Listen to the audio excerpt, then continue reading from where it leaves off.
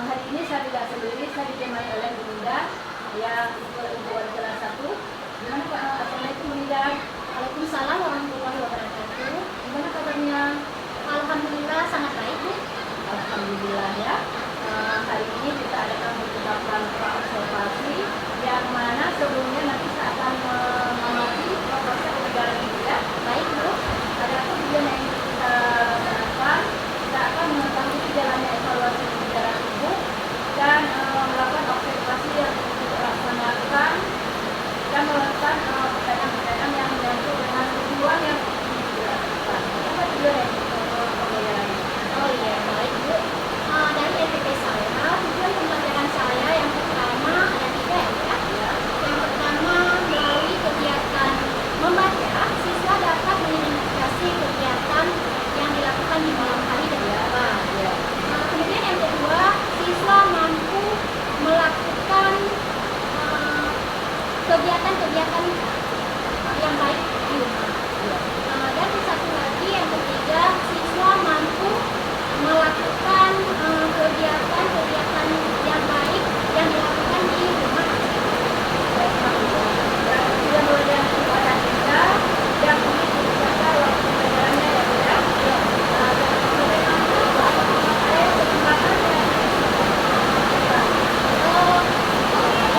Area yang ingin saya lakukan ada 2 ya. Yang pertama di area pengetahuan. Di area pengetahuan itu area pengetahuan dan yang satu lagi area pengetahuan. Di area pengetahuan yaitu saya akan menguraikan hasil telaah terhadap teks hasil laporan hasil.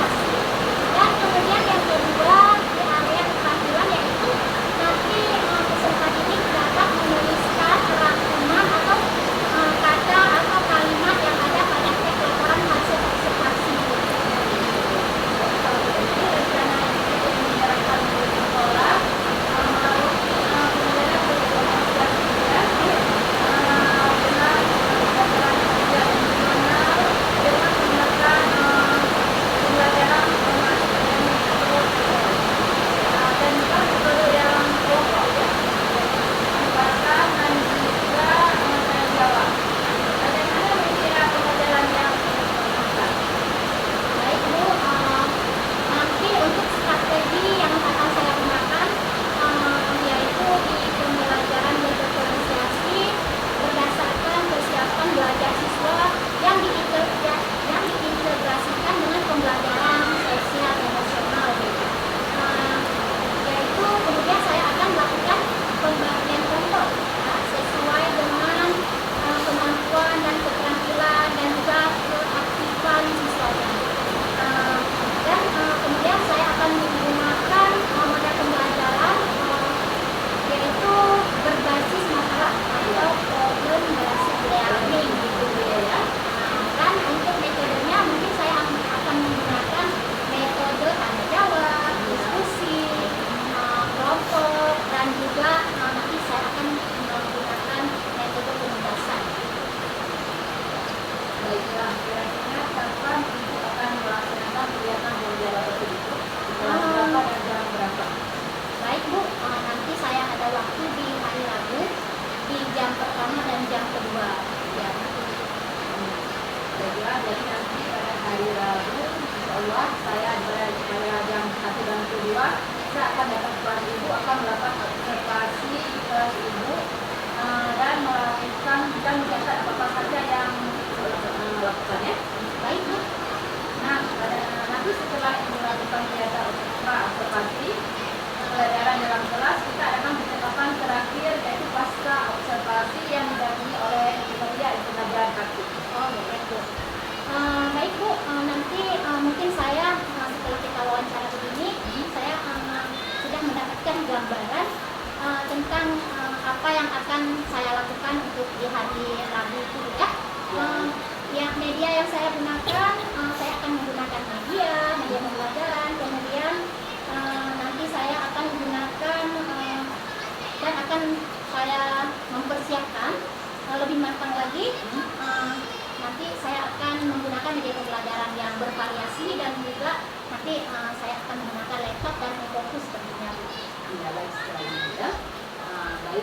berterima kasih atas waktu yang sudah Ibu sediakan dan berbincang dengan saya. Yang kita akan berjumpa lagi di observasi di hari Rabu ya. Dan kita nanti setelah kita melakukan observasi, saya akan melakukan pasca observasi ya. Terima kasih atas waktunya. Demikianlah observasi kita pada hari ini.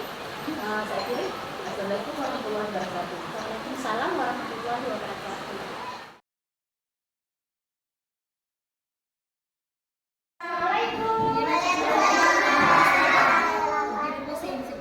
Bagaimana? Apa kabarnya hari ini anak-anak ibu semua?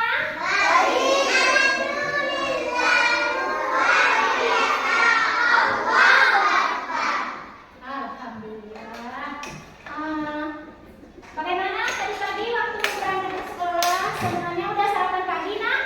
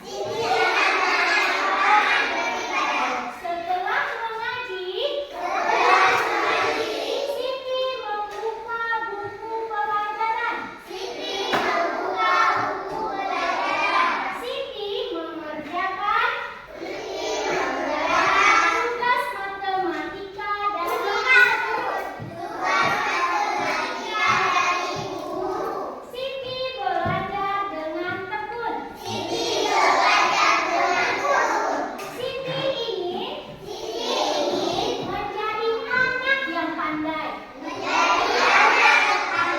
Agar kelak menjadi anak yang berguna. Nah, sekarang itu bagi kelompok anak ya. Ada berapa kelompok ini? Coba. Coba tunjukkan yang kelompok 1, kelompok 2, kelompok 3, kelompok 4. Iya, kita ada 4 kelompok.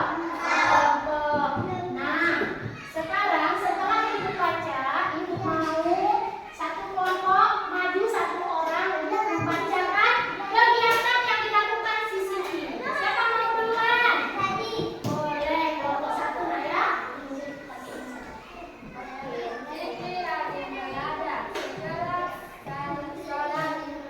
Yang lain perhatikan, menyimak ya Nak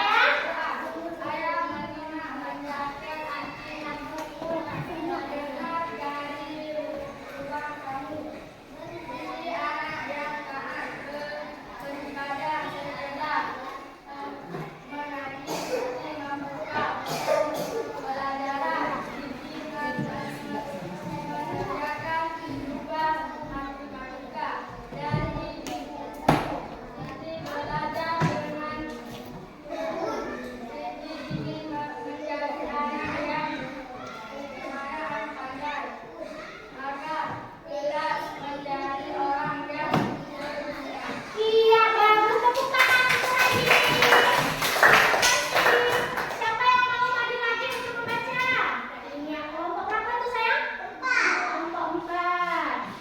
Siti rajin belajar di kelas salat Nabi Siti membaca Al-Quran. Ayah menyimak bacaan Siti.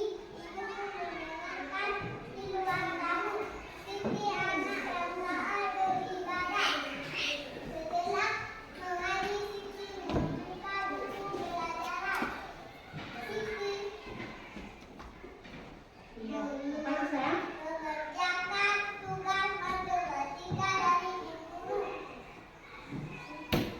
Iya.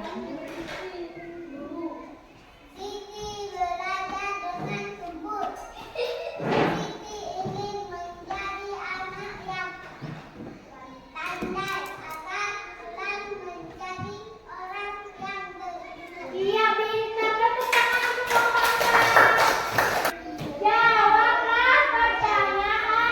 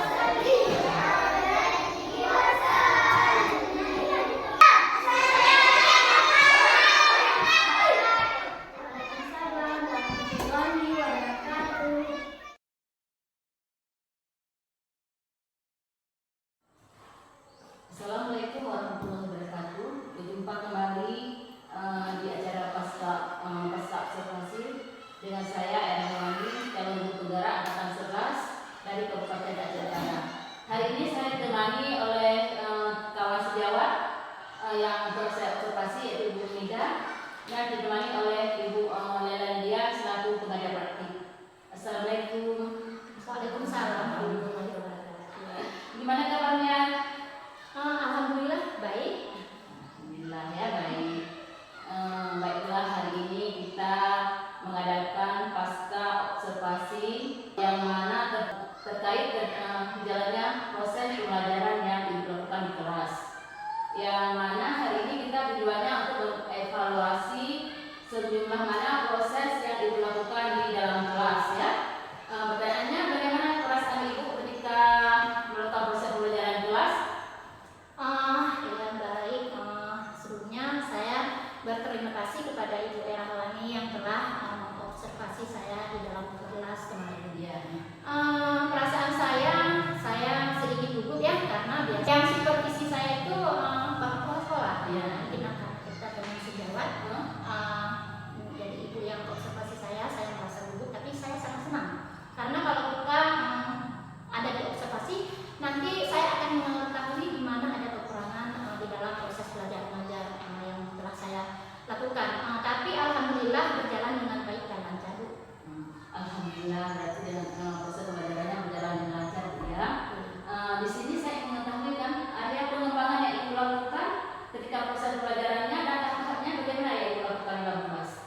Iya, yang pertama saya membuat LPP terlebih dahulu ya. Ya. LPP yang saya buat yaitu LPP berdiferensiasi. Ya. Itu LPP berdiferensiasi itu kan kita harus melihat bakat, minat dan juga potensi gaya belajar peserta didik kita. Ya. Kemarin itu saya sewaktu mengajar saya menggunakan laptop dan e-fokus. Ya. Kemudian di waktu pembelajaran berlangsung, kan kita karakter peserta didik kita kan berbeda-beda ya. Ya. Di dalam lokal itu, di dalam kelas itu ada peserta didik yang kalau kita ajarkan dia, kita dengan cara menjelaskan sudah paham. Ada juga peserta didik yang kita harus menampakkan dulu ini gambar ini gambar gambar yang dilakukan, kegiatan yang baik dilakukan di malam hari, dia baru paham. Ada juga peserta didik yang sudah kita jelaskan, kemudian kita nampakkan gambar-gambar, kemudian dia harus melakukan baru dia bisa. Ada 3 ya, auditory, kemudian visual dan kinestetik. Itu Bu. Jadi ada yang pengembangan yang Ibu yang Ibu buat, keterampilan sama pengetahuan ya. Iya. Jadi sejauh ini bagaimana saya yang Ibu lakukan, apa sudah berhasil atau gimana? Iya, kemarin ya di area pengetahuannya, kemarin saya kan membawa e-fokus dan materinya di membaca nyaring tentang Siti Rajin Belajar ya. Kemudian saya juga ada media pembelajarannya, yaitu menampilkan gambar-gambar di mana itu adalah kegiatan yang baik dilakukan di malam hari di rumah.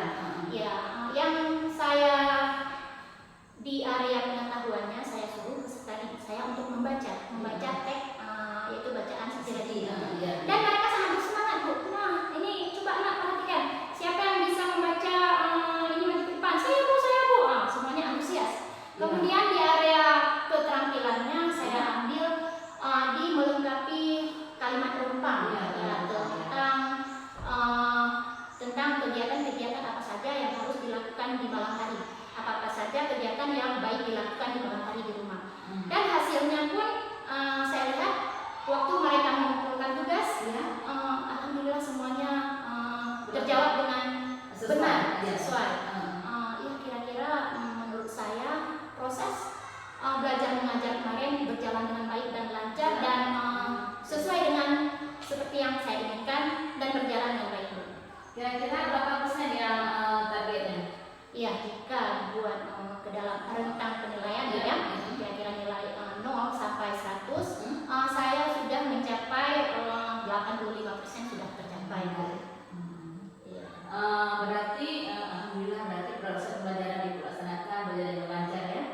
Rencananya ke depan gimana? Ya, karena kan baru mencapai 85%. Ya pasti ada 15%